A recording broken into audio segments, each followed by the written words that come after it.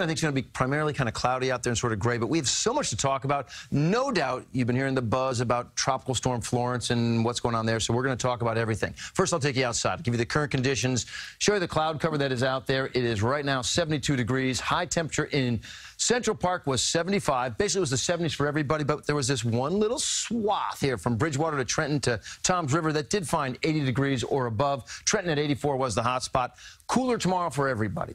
I'm going to go 73 in Central Park on Saturday, cloudy with some PM breaks. I think that would probably be the best time to maybe see some peaks of sun. Sunday, a better wet weather chance, 69 degrees, but it's not a washout of a day. It's more gray. You just have a better chance for some rain, not huge rainfall totals. Vortex radar and satellite, okay? The cloud cover is out there, and there are some rain showers, even some storms, a little bit primarily west of the western border of New Jersey, and a few offshore. These are all associated with the same front that came through yesterday and changed our temperature so dramatically today. But now that front has stalled. It's sort of sitting right off our shore. So it's a conduit. It's like a train track for all those showers to make their push in our direction. But notice it's primarily south of our area. I think south of New York City has a better bet to see some wet weather this weekend. Then you look out here, okay, at this low pressure system swirling somewhere like around Missouri.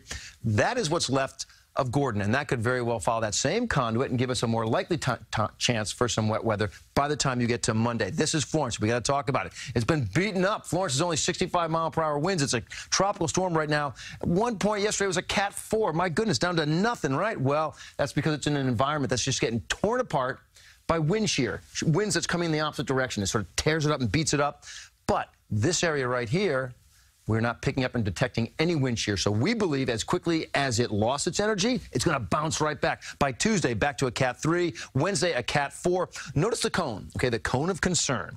If you were with me on Monday, this cone was way to the north. In fact, Bermuda right there was barely at the bottom of the cone. Yesterday, Bermuda was at the top of the cone, and now Bermuda is not even in the cone. Everything pushing this thing further to the south. Here's what we really believe. We believe there's going to be a coastal impact regardless of where this goes, regardless of where it goes.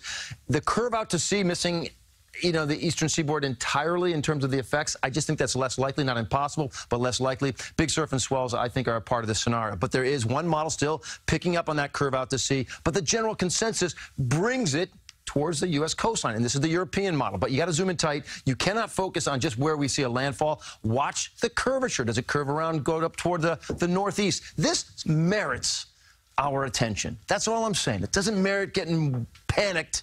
It merits our attention. 73, cooler on Saturday. Talk about the cooler air still on Sunday. And then you go across the board. Monday could see some remnants of Gordon. And for us, if we were to see any effects, you could probably start to feel maybe some Florence effects on Wednesday, probably more so Thursday. But we'll watch that one.